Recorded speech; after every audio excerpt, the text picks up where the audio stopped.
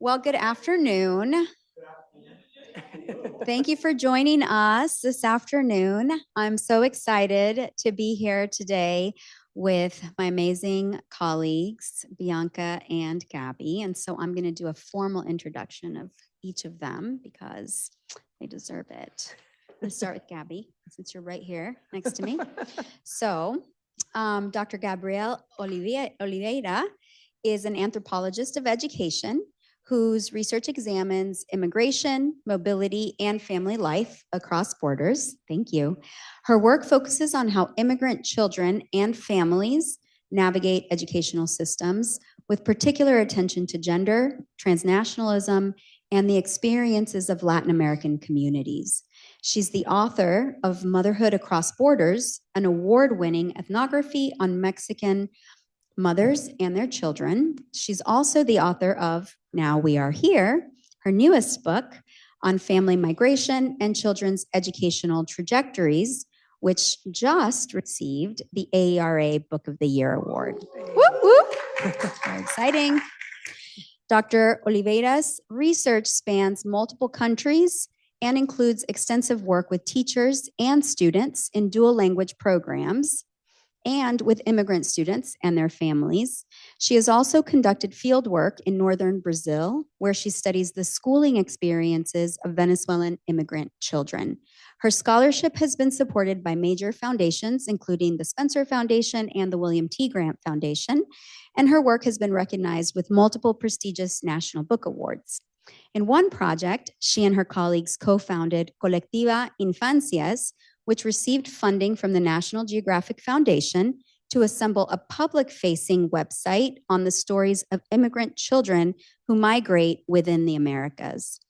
A former Radcliffe Fellow, she continues to shape conversations at the intersection of anthropology, education, and migration studies. Her work appears in leading academic journals and has been featured in media outlets such as the New York Times, NPR, BBC, Univision, and TV Globo.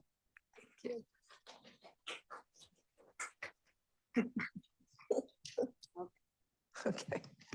Now, for my other amazing colleague, Dr. Bianca Baldridge is an associate professor of education at the Harvard Graduate School of Education and a leading scholar of race and community-based educational spaces.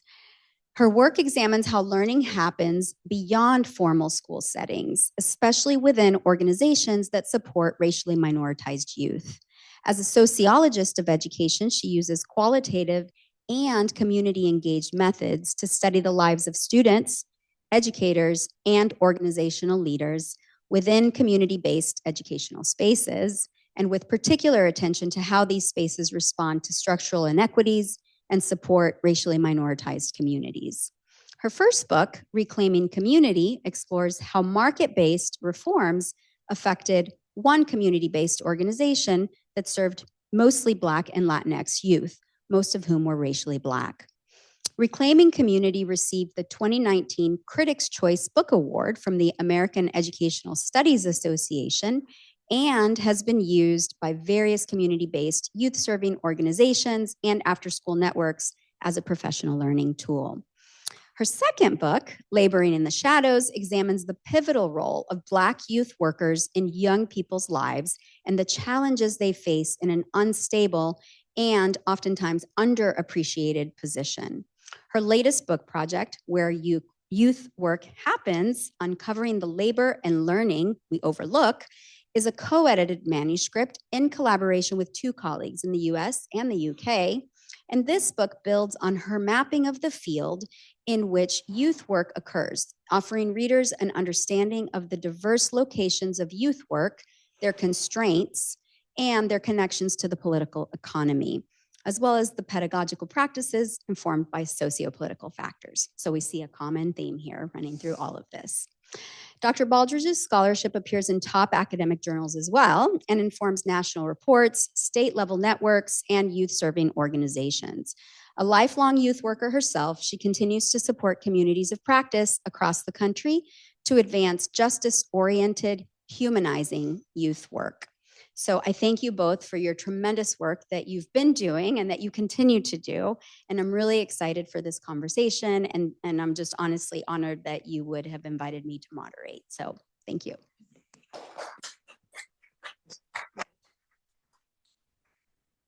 Hey, everybody. Thank you, Adriana, so much for introducing us, for also being such a generous mentor to both of us. So we're very happy to share this with you. And thank you for the folks that helped us organize this event today. We really appreciate it. And we just have a great time, being together and doing work together. So it's a bonus. So the idea that we have, for today, for the next 30 minutes or so, is that Bianca and I basically ask each other questions about our book, and we have a conversation, and then Adriana will moderate a Q&A from the audience in a little bit. So we call this, what was it? Authors on authors. Yes. So the way that there's actors on actors around the Oscar time. Yes. Authors on authors. That's the vibe. So it's, in conversation. So even better. So as we start, one of the things that I was telling Bianca that I keep thinking that I want to assign, the introduction of your book to some of my students about how you talk about your motivation, and you call it the journey to writing this book. So can you tell us a little bit about, your own motivation to writing this book, about your own story? And it's pretty amazing how you talk about your upbringing, your childhood, and you weave that all in, in your intro. So share with the audience too. That was the hardest part to write. I don't necessarily love writing about myself, but in order to write a book about youth workers, I had to talk about myself growing up in South Central Los Angeles and being a part of youth organizations.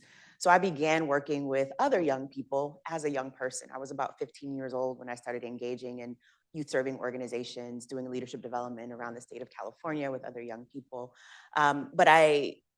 There were things that would happen as a young Black person in those organizations that I didn't have language for. That once I went to college, I went to Berkeley and studied sociology, Black studies and education, and began sort of having concepts and tools to help understand what my experience was. So things like paternalism or racial microaggressions, what it meant to be one of the few Black students in some of those rooms helped me understand that the study of youth work, community-based education, cannot be studied in a vacuum. And as a sociologist, one of the things you learn really quick is that the social context of schooling matters. And that is also true for community-based youth serving organizations.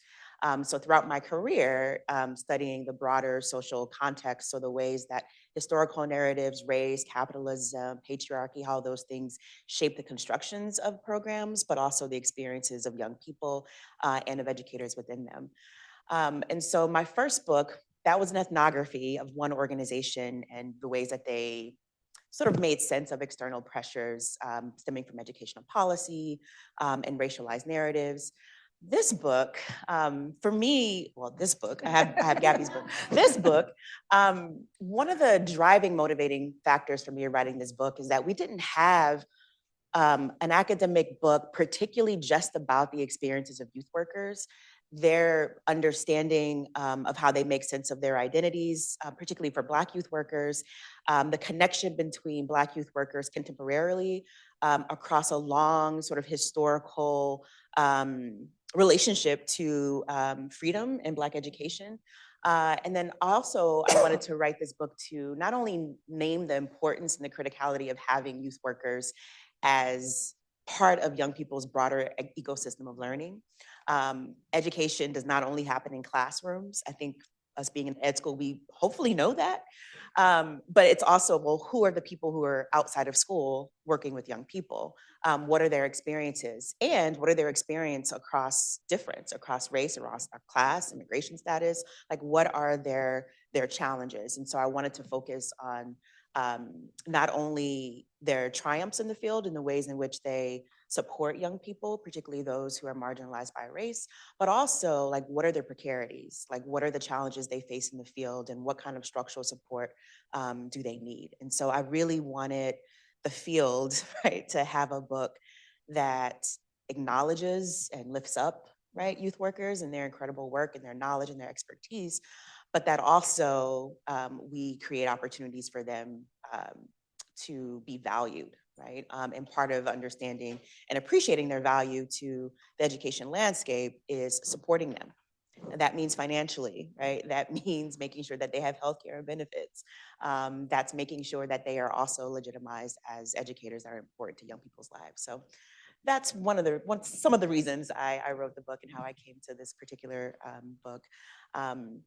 And now, turning to you, I would love to know your motivation for writing Now We Are Here, particularly given your first book and the relationship between the two. See how smooth we are? We've done this before. We're like now turning, So similar to what you described, I think because, we have the privilege of being able to write a second book, right? I was just listening to somebody say on the radio that when you look at books now in bookstores, they're like tiny miracles because of the amount of AI, right, that we have and how people are consuming information. So you look at those tiny miracles. So I keep thinking about that now as well. But I think in many ways, immigration for me is something that I've always, it's been what I've been studying.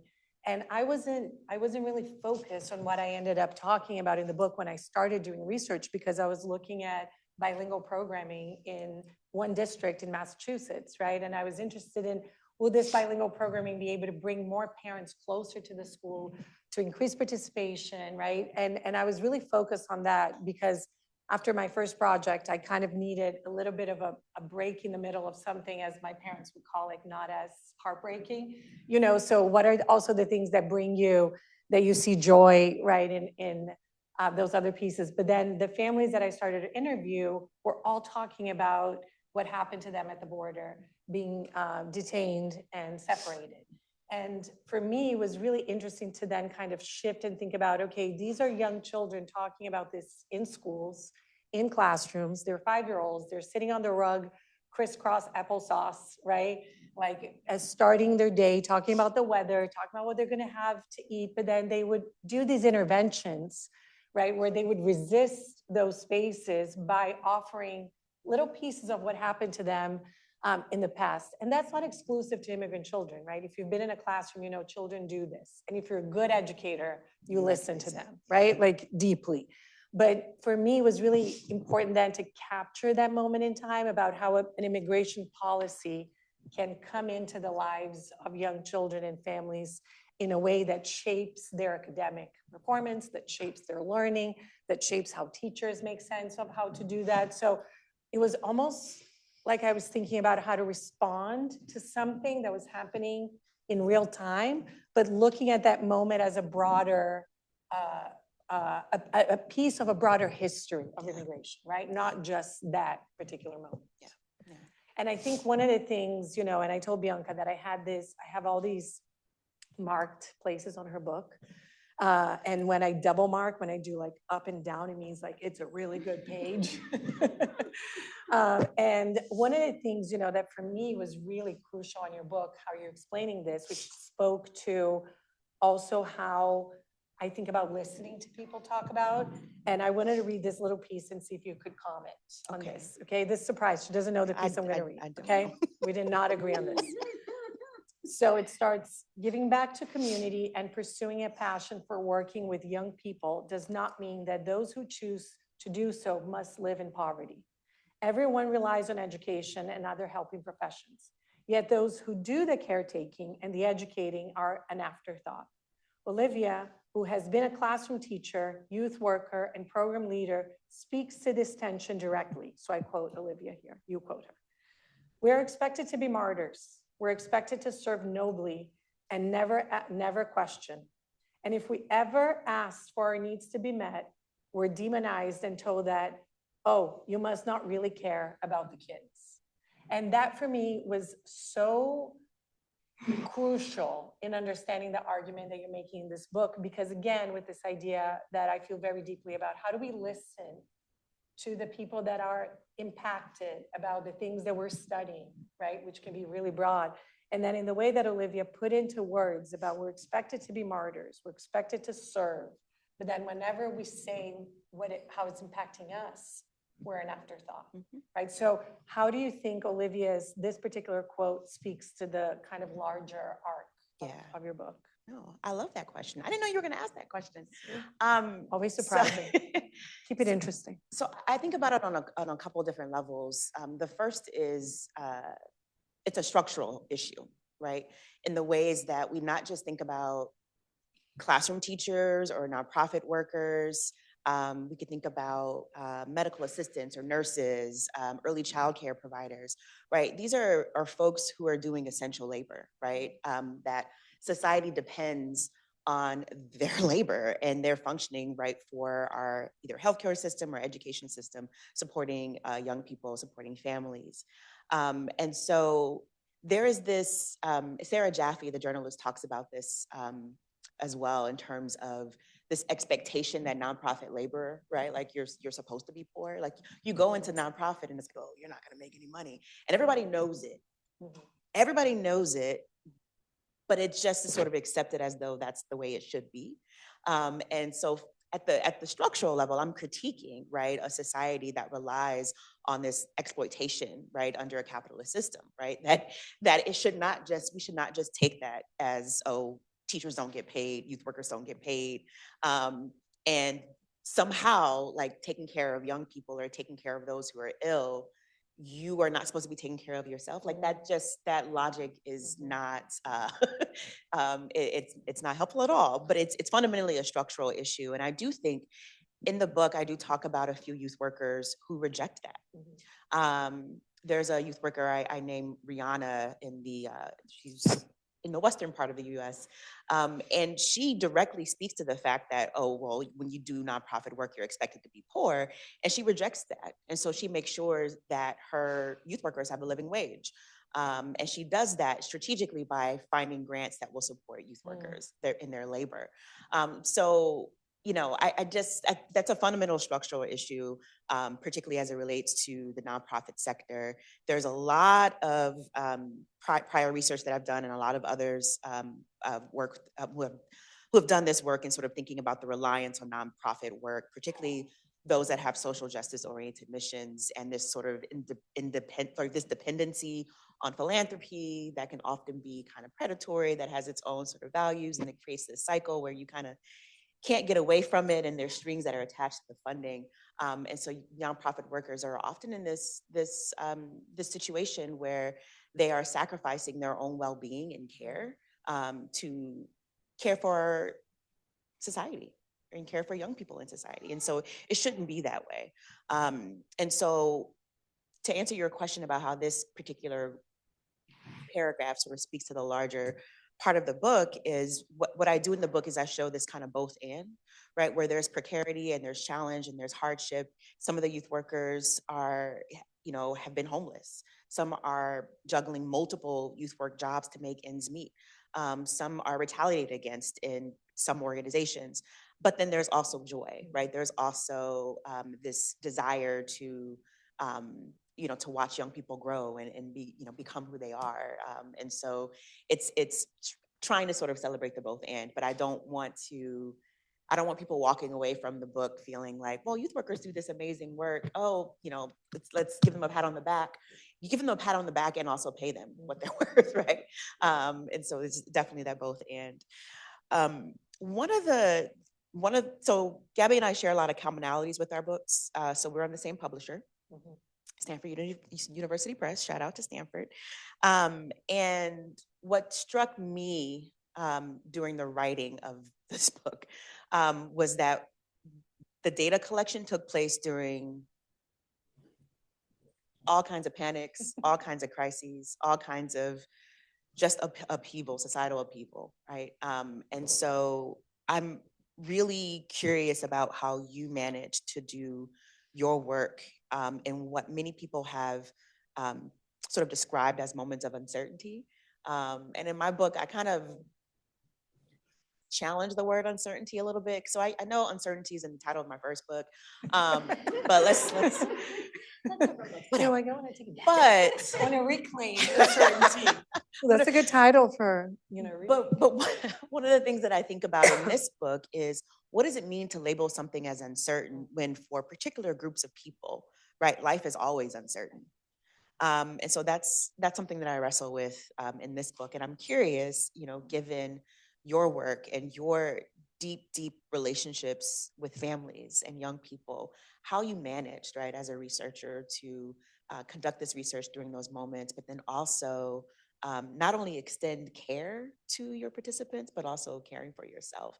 And for those of you who have yet to read her book, like it's just a phenomenal, phenomenal representation of what it means to do this work with love, with humility, but then also with a deep respect for participants in a way that's not exploitive. So I just wanted to see if you could. Well, one of the things, and you do say, I think it's towards the end of your book, you talk about uncertainty. Before that, maybe in the conclusion, you think about it a little bit and you poke at it, and I appreciate it. And I think one of the things that for me was crucial was exactly what you described, because even when I was thinking about, for the families, the 16 families that are part of the book, they're from Honduras, Guatemala, Brazil, and El Salvador. They all made the trek north, and what's in common between all of them is that they all got detained and separated at the border, right? And the longest separation was 72 days, but there's also weeks. There's families who had to stay in Mexico for 6 months, right, waiting for that to appear in front of a judge. So when I was trying to think about a framework that would cover leaving your home, because that's the option, the best possible option that you have, right? Because we know that 99% of the time, people don't want to leave their homes, right? If given the opportunity, you don't want to leave where you grew up, right? And the love that you have for that land. Then they do the journey north, which is complicated, is dangerous, right? It's treacherous. And then you get to the border, you surrender yourself, you're detained and separated. Then you get reunited, and then COVID hits, and then that destabilizes a family again, right? So I was trying to think about a framework that in the beginning, I kind of named something like, I forget what I said, like multiple emergencies or something that I talk about, this idea of what does it mean to live in emergencies? But then I thought, no, it's not emergency, it's disruptions, right? Multiple disruptions, because emergencies had a different connotation that was almost closer to like a humanitarian crisis, right? Somewhere else that people couldn't even picture being in the United States.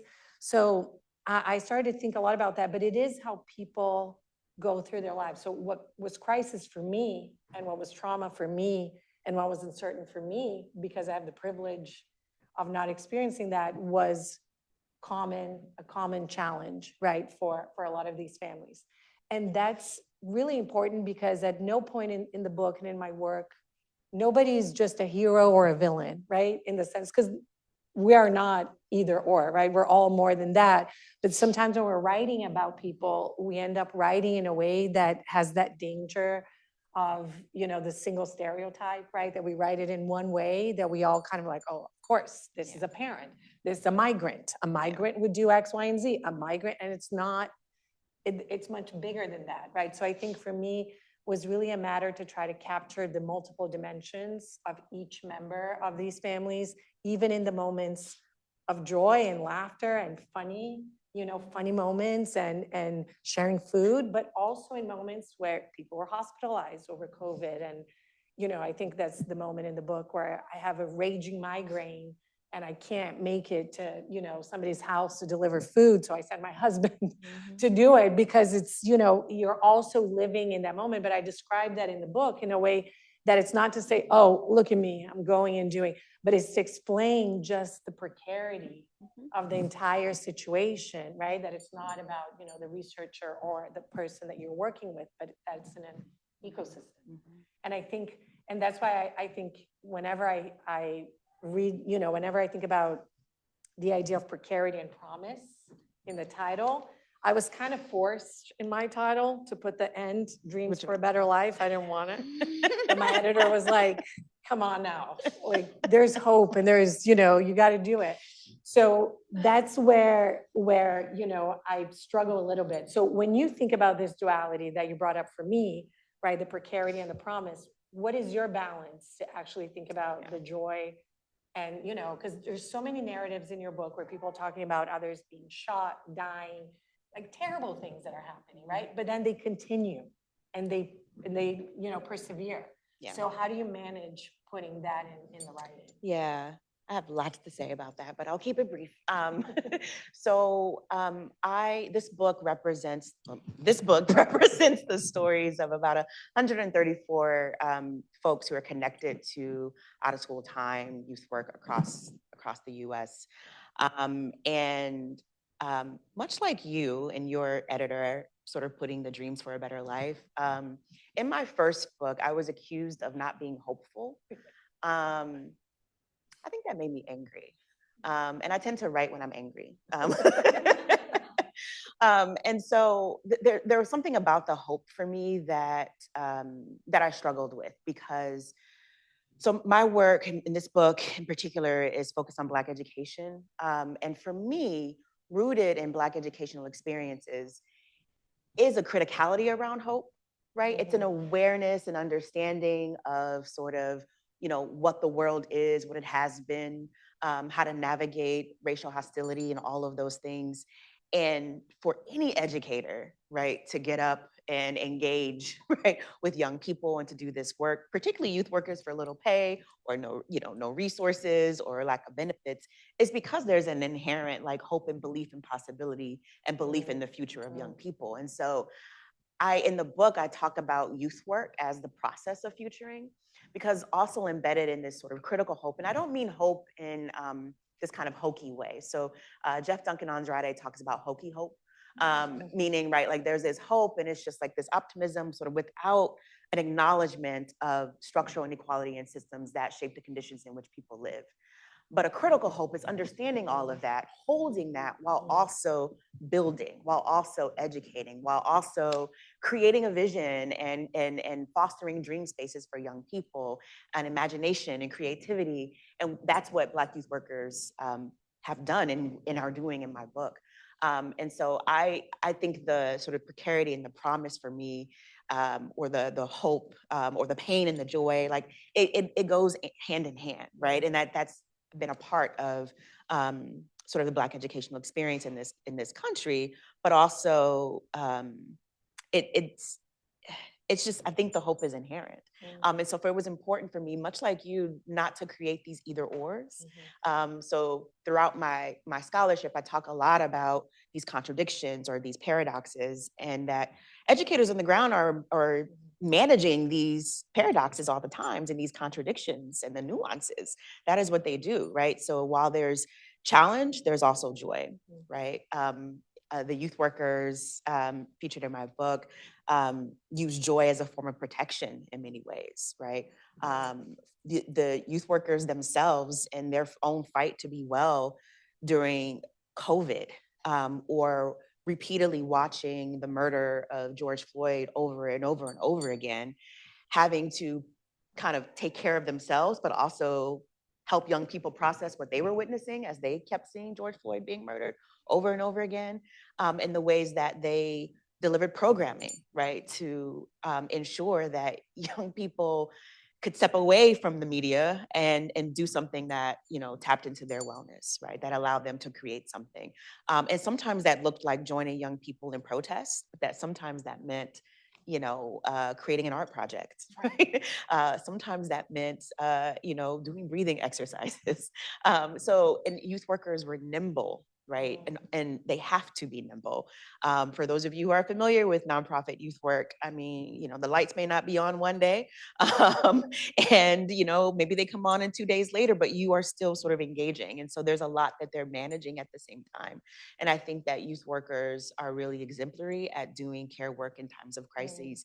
And often it sort of positions them as doing both and, right? It's navigating the pain, but also fostering the joy at the same time. And that's what we all do, I think, as educators, right? And it made me think, because, in many ways, the parents that I'm talking about, they're doing care in times of crisis, right? With this idea of kind of being perceived as the martyrs, right? Of having to do that. And I think the way that you you didn't make it in time for me to quote you in my book the next time, but really this idea of the protection for me was really interesting, as joy protecting young people from harm.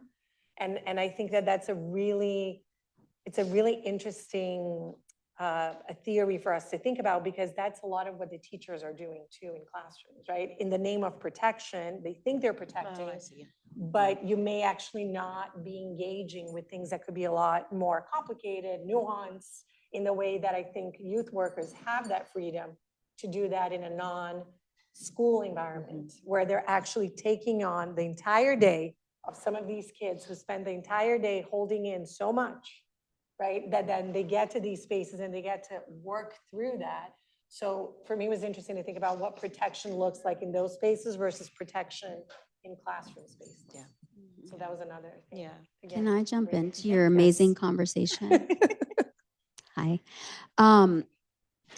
This is so great. I mean, can we come in? This is so fun. So, you know, one of the things that that I really loved, just that you've both done, and you shared a little bit of it here, is the ways in which you sort of position yourself in the work, and really, there are so many times in which, when I hear you speaking or I read about, I'm like, oh, the personal is professional and the professional is personal. It's just super clear. It comes out really clear. And so I'm just curious if you can talk to each other about about your craft a little bit, right? About that positionality, about the ways in which I think, you know, from what I've read and what I see, that you really find a way to just really balance that in sharing, you know, Bianca, for example, you know, your experiences as a young youth worker yourself, right? And then you're now a researcher and a scholar, and you're in the moment and you're working with and alongside the community, and you're looking at this from a different lens, but also a lens that has been informed by your experiences, right? And so I'd love it if you could share a little bit about sort of how do you balance that, and what does that look like in the writing process, and then, you know, what does that look like in the field moment, and what does that look like in the writing process? And then, you know, Gabby, very similarly, right? But really thinking about the phenomenal work that you've done with uncovering sort of how these socio-political forces create these untenable circumstances for families, right? Yet you're doing this work in the moment that you're balancing your own family life, and you're experiencing your, you know, you have your own positionality of how you think about migration, how you think about these experiences of going, you know, traversing the Americas, right? And so similar, I'm wondering if, you know, but it's like same thing, right? Yeah. I have a thought, and I wonder how you would feel about this, but your question makes me think of method, and the opportunity to do deep ethnography or to do qualitative work, observations, like those kinds of things allows me to sort of see the nuances and the things that don't normally get picked up, particularly within research on youth work, right? And I think that the qualitative work that I've been able to do over the years really helped me understand those sort of those subtle moments of microaggressions that I might have experienced as a young person participating in after-school programs, and then as a youth worker, that those things are not often on the radar. We tend to often think about, well, how do these programs support academic achievement, which is amazing work and important. And in addition to that work, there are these more direct and indirect ways that broader systems of inequality and oppression sort of show up in these spaces and impact the lives of youth workers. And so, you know, I think for me, having the experience at 15, right, being a youth worker, but before that, being a participant, and then being in multiple contexts around the US, but then also internationally. I spent some time in Johannesburg, South Africa, and Japan, and Amori, Japan, doing youth work as well, and sort of seeing the ways that history, policies, right, like, you know, racial logics, gender, how those like shape how youth work is conducted in multiple contexts. And so being able to cultivate a study that allows an analysis, right, at the structural level, at the macro level, at the organizational level, and at the micro level, and experiences of young people and for youth workers is really helpful. And I don't know that I would have known to do that had I not had my own experiences as a youth worker. And so I think it sort of creates this kind of layered texture of experiences, right, that shape youth workers in these organizations. So that's where I'll begin. I'll also say, just in terms of your question about craft and like how to even go about writing this, I hated writing about myself. Let me just put that out there. I'm kind of shy. I don't know if y'all know that, but I can be kind of shy. But part of writing about my own story, I think as a researcher, as educators, we all have a journey. Like we just didn't magically just appear here. And I think that story, that journey, our childhood, our family systems, like the ways that we were educated, our experiences, the hardships and the joys, like all of that shapes how we approach our work. And so that to write about youth work in this intimate way, particularly around Black youth workers, I was a Black youth worker, right? And so, while it's just hard to disentangle, right? It's hard to, I had to sort of put myself in there just a little bit. It's in the preface. And I'll probably never write about myself ever again because it's a vulnerable process. It's a vulnerable process for sure. But I thought it was important to just kind of make the links between my own journey and the journey of many of the folks that are featured in the book. There's so many youth workers in the book who came to the work because they were 15 and 16 and got a job at the Y, teaching arts and crafts to 7-year-olds. And it was that moment, where they realized this is the work that I want to do. Like I found my purpose. This is where I want to be. And they knew that at 15, right? And now, particularly the person I'm speaking about has led an organization, founded an organization, led an organization, and is now, in city politics, right, as it relates to supporting young people and families.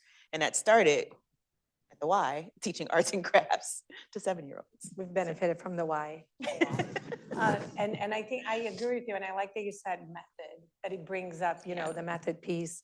And I think for me, I was trained as an anthropologist with the weight that anthropology brings as a discipline with deep, colonial ties in terms of the meaning of the discipline, which was to get to know a people in order to dominate a people, right? So all of that for me was always very, crucial in my thinking. And I always have, and my students know this, that I have this huge pet peeve with folks in anthropology, because that's what I'm going to talk about. I'm not going to talk about other disciplines that romanticize data collection as if you're going in an adventure.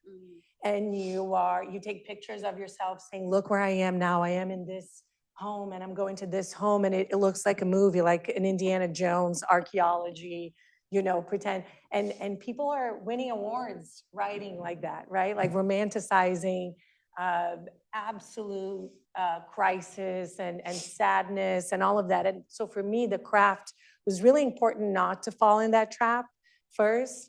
And second, I always look for data that contradicts completely my assumption of something, right? Which is kind of this idea of the negative cases. And every time I find it, I'm absolutely shocked. And I go back and I think about it. Why did it shock me? What were my assumptions? How do I recalibrate? What does it mean to ask a different research question that thinks about it differently? What does it say about me? What does it say about, the context there I am? So it's a lot of mental work, and I really rely on my memos. I write memos every week when I'm doing data collection, and I live by those memos, my Friday memos, because they guide me in the end for me to see which were the pieces that are missing, what didn't I understand, and I have to be able to ask again. And I think sometimes when we're researchers, we may shy away from saying, no, I got an understanding. I don't need to go back. And no, you need to go back, follow up many, many times. That's why whenever I read a paper that has single interviews and that's all you got and you're reporting on that, I'm always suspicious. Because what does it mean for you to go back and ask again? What does it mean to have an explanation that is broader, that is speaking differently, And I always say, what people say is different from what people do. Absolutely. So that's why the participant observation for me is crucial, because I can hear about people saying, I don't discriminate, I don't do any of this, I support all these immigrant students, and then we're there and it's not happening. But then my assumption could be, see, you do discriminate, but that's not even the correct assumption. The idea is that, why do you think you're doing something that is different from what you're saying? What's the distance between those two? What's the tension in the middle? And how do we work through that, right? And I think for me, that's kind of where the craft is, identifying the tensions, following the story, following people without being creepy, following people. It's not like I'm showing up where I'm not supposed to. But really, this idea of understanding and taking the position of a learner.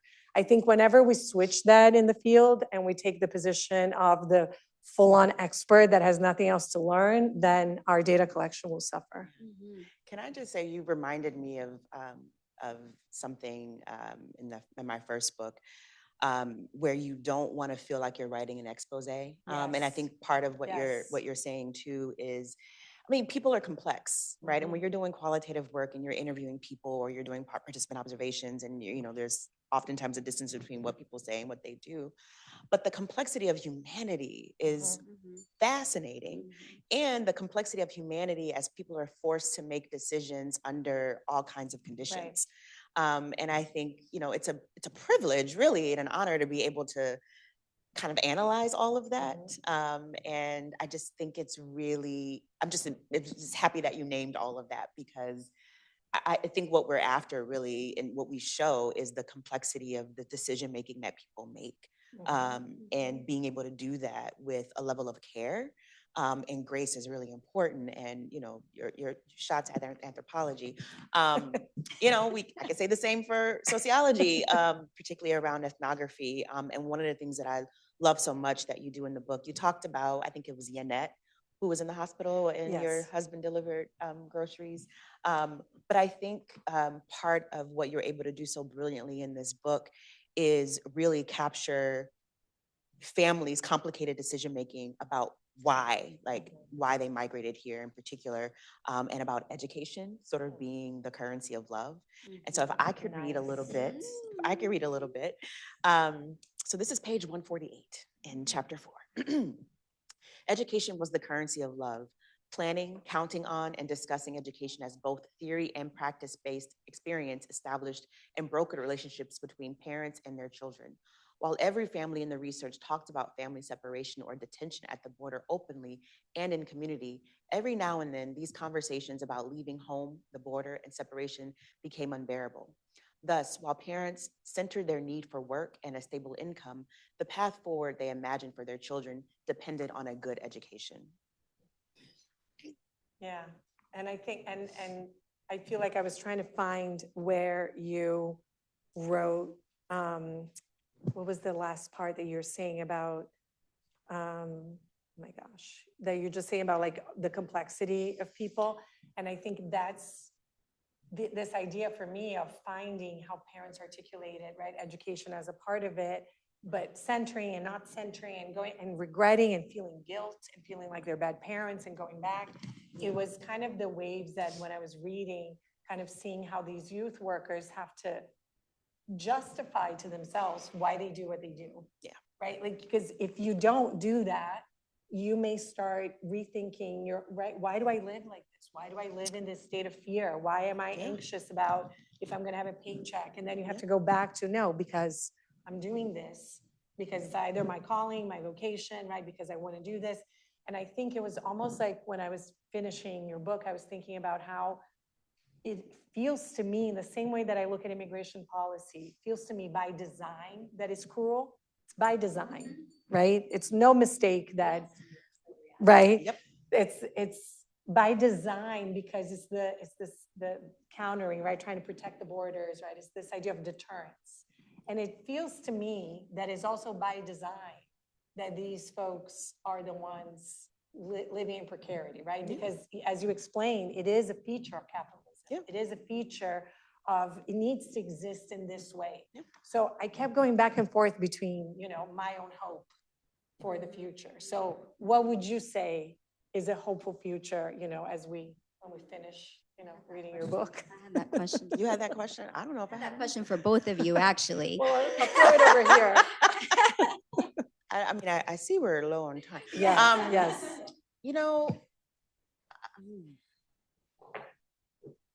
I mean, first I want to say that, and I do this in the book where I talk about sort of levels of precarity. And I had to like turn to philosophy and sociology to sort of think about how we understand precarity. And I recognize that there's precarity sort of at the human level, right? Because of the human condition. But then there's also precarity that is induced by circumstance or injustice, right? And then there's precarity that's induced by, right, systems of oppression. And so with the book, I don't want to suggest that workers are precarious in the same way. But I think to your point about youth workers, I see a parallel between youth workers and other workers in society, right, that help our society function, whether it's the school system or healthcare or other things that are afterthoughts or that are invisible, right, or that, in the shadows that we don't necessarily see. And so I wanted to say that, but I think the question around hope and future, I feel like my hope is always in young people and in those who work directly with young people, right? I think that a lot of what I call, in borrowing from Robin D.G. Kelley, around freedom dreams and the ways that Black youth workers in my book were able to sort of speak to a future for young people in a way that was beautiful and captivating, and that did not dismiss what young people were up against, that took that, held that, then also created, through programming, created opportunities and exposure and opportunities to cultivate and nurture the gifts and talents that young people already had. Like, for me, there's hope in that. There's hope in an education that values young people not as objects, right, but that as humans that have multiple needs, right? And that, and this is where I think about youth work in general, or out of school time and schools, is that the focus on the whole child. So most of the youth workers featured in my book, some of them did work specifically around academic development, but most of them didn't. Most of them were doing work around political education, around identity development, around, nurturing talents, a lot of teaching artists, right? And so I think that speaks to how we need to sort of care for young people more broadly as humans and all of who they are. And youth work for me has always been one of the greatest opportunities to do that. I love that. And you? Oh my gosh. I totally agree with you. And again, I have to say, I think it's one of the most beautiful written books in terms of weaving in your story with bigger theory to micro data. It's just so powerful how you write it, and it feels so close to, thinking about this. I agree with you that the future is in the young people. I also feel bad about saying that, because I think as adults, we made a mess. Absolutely. And now we're like, okay, now yeah. So I do think it's, I see the glimpses, right? These little moments, which I've become way more interested in, the wiggle room or these windows that happen, every day in classrooms with teachers, with educators, so they can accumulate to something more versus waiting to be saved, right? By like a bigger kind of a policy and reform. And I'm on my hopefulness right now. I'm feeling a little low, but I think in these moments is where you also see mobilization, and you see neighbors, and you see this kind of help across. And I've been very moved, by that. So I do think it's in the small one, and it's in the local. It's in local action versus, Yeah, and I think that in your findings and some of the work that you highlight in your book, where the young people, the very, very young people are like, they're talking about what they're not supposed to be talking about, right? And they're like, exactly. let's figure it out. They're We're gonna resisting. figure it out. They are resisting. Yes. And I think that just one last comment before we open it up to our amazing friends who are here with us as well. But I just really appreciate how you both really underscore with your writing the humanity of the people that you have been privileged to share time with, right? And the way that you talk about it, it's in such a caring and thoughtful way. And I have really just appreciated that. And I think that hearing you today speak about the work that came through again. And so I'm just, it's just, a compliment that I want to share and gratitude, because I think that this is really important for us to really humanize, the folks who are giving us so much and helping us understand so much about what's happening. So I think we're going to open it up now to others and questions and comments.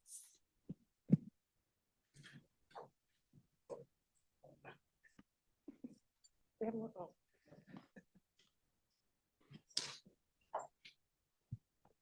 Thank you, Gabby and Bianca. I'm excited to read both of your books.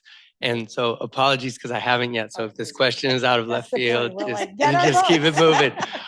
moving. So I actually had the privilege of, over the weekend, meeting with the Deputy Chancellor of New York City, who's an old friend. And New York is at scale thinking about launching, not thinking about, working towards, in collaboration with the new mayor, internships at scale. So essentially creating thousands upon thousands of new youth workers. So one, Bianca, you need to be in that room. Two, what do you learn about the work of youth workers that can inform the field at scale? So we do a lot of work around teacher education, building capacity, building pedagogy, but have you identified particular capacities? And of course, the sorts of ways in which people are engaging must vary wildly, but if you were to be giving advice to the new mayor of New York City who's that would create thousands of new youth workers in the city, what would you say he should be considering? Support in terms of wages, making sure that youth workers are paid a living wage. And I will say New York, as well as some other cities and some of their networks, have put money into support around supporting the infrastructure of after school, including living wages. And so I think the structural support of youth workers is really important. I think the other part of your question that I want to speak to is thinking about the ways that youth workers are already doing this work that impacts the broader system of education that just may not be known. So, but in part of the fuzziness around it is that the field itself is loosely organized. So what's happening in New York might be happening in another city, a similar city, but may not be happening in another place, right? And so it's all very different, and it's very much sector and program dependent on like what happens. But one of the things that does happen, so there are a number of teacher education programs that will send pre-service teachers to youth work organizations to learn how to work with young people, to learn how to connect and cultivate relationships before they step foot in the classroom.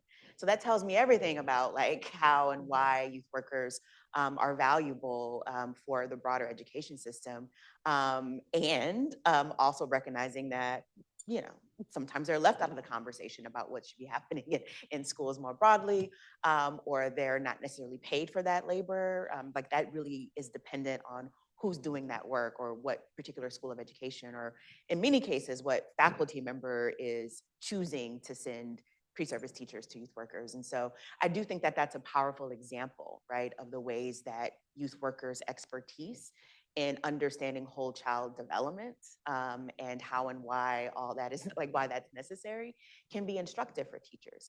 I also think teachers are incredibly like burdened and like they have so many responsibilities.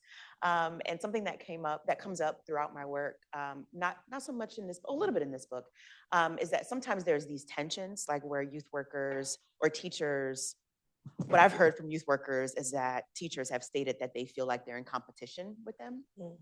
And so what I would say, right, to the mayor, right, is really sort of positioning the work as young people have a wide ecosystem of learning and development, that there are multiple spaces, including schools, and there are multiple people beyond classroom teachers who are nurturing the education and development of young people. How do we include them all? How do we make sure that everybody is structurally supported with living wages and that they can do the work they can do effectively, that they have proper training, but that it's an ecosystem, right? That it's a constellation of care and educational spaces that is not just the school, right? Because again, the school is also overburdened and there are also constraints that happen in schools. So that would be one thing of many that I would say to New York, yeah.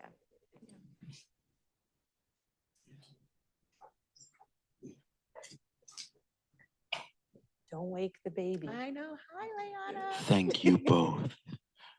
Thank you very much for this talk. I was curious about how, since you are placing participants in the center of your work and you have obvious serious commitments to them, not just as participants, but as people you were in community with, how did you maintain your ethical grounding while doing the work? Like, what were your touchstones to keep all of your ethical commitments at the front of your mind in this very, very difficult and, I assume, pretty long process? I'll say briefly, because I could go all day, Malcolm, on this topic specifically. So I think, in my case, my ethnographic work is usually 3 to 4 years. And even before I start collecting data, there's at least 6 months of building, right, trust and relationships with people, because I am in their homes. I'm going to doctor's appointment, I'm going to school, I'm going to the park, I'm going to restaurants, doing the whole thing. So it's really important to have that time before you're even writing things down. And I think it is in that moment that I start building this very transparent communication that is about reciprocity, which for me is my touchstone, right? In the sense of never promising anybody that I can do something that I can't do just because I want them to talk to me. I know that this may sound obvious, but most people will do it in the, no, I can help you, I'll help you do, but you don't actually know if you can. And in my case, the requests that I get have a lot to do with, can you find me a lawyer? Can you go to court? Can you, and I go to court. I help people go into court by sitting next to them. I have served as expert witness, right, when I can, when I feel confident about knowing the context of a case. I would not do it in a case that I don't feel confident about understanding it fully. But for me, it's really about the transparency of maintaining who I am and what I'm doing at every point. In the introduction of my book, one of the participants asked to me, you can stop repeating that you're a researcher. We get it, right? And I put that in more to show how much for me it's in the front of my mind to kind of say, I am recording, I am taking notes, you can stop at any time, I don't need to put any of this in. But the biggest piece for me is time. So because you're giving me time and I have the privilege of that, I'm gonna give you my time, right? And that is the currency here. And that means that I will accompany you if you need me to. I'll translate things for you. I'll do all these different things, but there are some things that I cannot do, right? And I have an example of this in my first book where one of the families, they were about to receive a visit from the government that was going to decide if they're going to get welfare or not. And the mom was saying that the dad didn't live in the house. But my observation showed that the dad did live in the house. So when the government worker was coming, I left the apartment, right? Because I'm not going to witness something, because what if I am called to do something? So those are some of the things. I was also always a mandated reporter, right? So if you see anything with children, abuse, you have to report it, which is also very tricky, because if you decide to report on something and it is an immigrant family, a family of color, those are the people that get separated the most. So you have to triple, quadruple check to see if your instinct is actually the reality. So that's why you need supervision. You need, to have groups of people that do this for a living to get trained. So I think all of those things for me are, where I kind of situate myself, but with full transparency of what I can and can't do.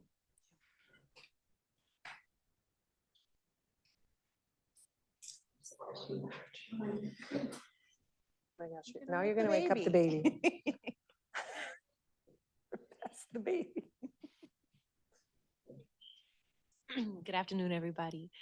So my question for either one of you is, as we think about youth workers, teachers, educators, other caregivers who are living in precarity, and we say, we'll pay them more, or, lighten the load, or what recourse do you see these caregivers in precarity actually having when their needs may be in direct tension with the needs of children, with the needs of their charges? And I guess what I'm getting at is me as a teacher, if I say, well, I need to lighten my load, so I'm not going to do X after school, right? And then someone is like, oh, it's for the children.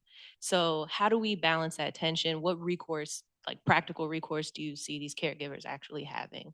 And how can they accomplish getting their um, what they need really?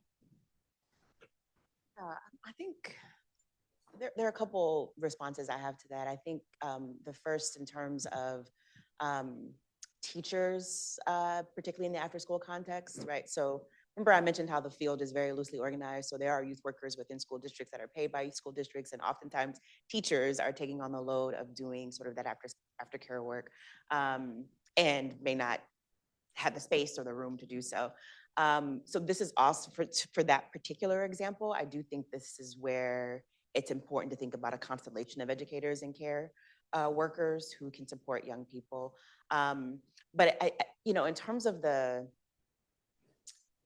financial piece, right? Because I don't necessarily think that. I don't want to say it that way.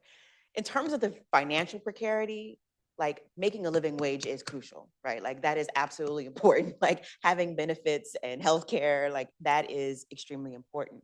I also think respect is important as well. So in the book, I talk about both like material and symbolic precarity. So the material is, like the living wages and also sort of career ladder. So the lack of promotion opportunities for youth workers who can make a better living wage or higher salaries if they're promoted, but then also a symbolic precarity of like this invisibility or this sort of, I don't say it's not even a disrespect, but it's like a neglect and like a like not even aware of like what to call these folks, right, who are working like in the field. So this sort of invisibility that speaks to a lack of respect around this work. And that has a lot to do, I've written about this in some journal articles around, have my ideas around, and research that I've done around credentialism and elitism and like, the sort of professionalization or the lack thereof of the field. All these things sort of play into how we think about who can be educators and who cannot be educators. So I think all of that is a factor. I think the recourse piece is an interesting question, and this is part of the work that I'm doing in my current book project, because the field is really diverse, and it's very place-based and context-specific. So what I would say, and there's probably a much longer answer, but what I will say is that for youth workers who are connected to, say, school districts, right, that are paid by school districts, they have a recourse where they can actually unionize alongside paraprofessionals and teachers. Other youth workers who might be in a nonprofit setting that may not be able to unionize don't necessarily have that recourse. And so it's going to be varied and it's going to be different from context to context. But I think that it's an important and worthy project, right, to understand like what the recourse can be. And I think part of it is talking to youth workers based on their context and the positions that they're in, to figure out what might work best for them. And this is also true given the climate we're in, right? So a lot of the youth workers in my book are doing work around social identity development or political education, and depending on where they are in the country, how they talk about issues of race and gender and sexuality shifts, right, based on where they are, especially if they're attached to a school district or if they're attached to particular funders, right, that have a say or don't want them to talk about particular topics. And so the options for recourse, I think, vary from context to context. Yeah. I like Gretchen had a question. Yeah, but I think. No, but please, are you sure?